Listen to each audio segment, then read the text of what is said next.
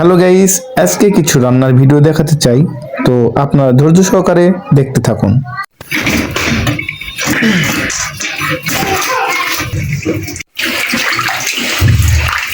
মাংসটা একটু ধুয়ে নিচ্ছি।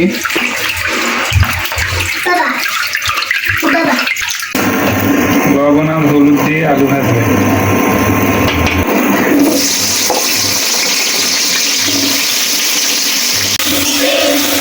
এই মুহূর্তে আলু ভাজা শেষ।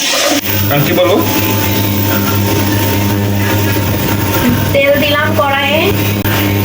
এখন তেলের মধ্যে পেঁয়াজ কুচি দিব। কষাই নেব।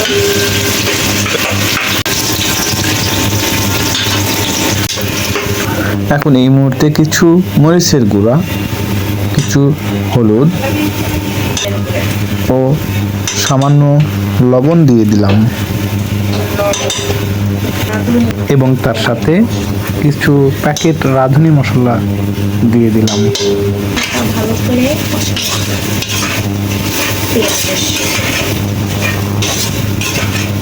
এই মুহূর্তে মশলা কষানো শেষ, এখন মাংস দিব। মাংস দিব।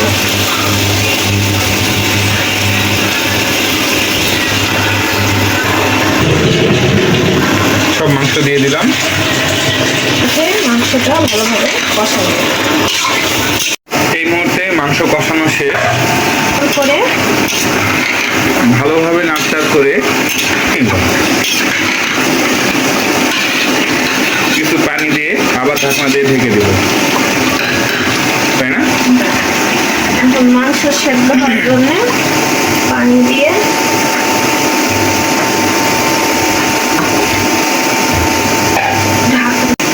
আবার ঢাকনা দিয়ে ঢেকে রাখবো মাংস সেদ্ধ হওয়ার জন্য। এই মুহূর্তে আমাদের রান্না শেষ হয়ে গেছে, পুরো শেষ।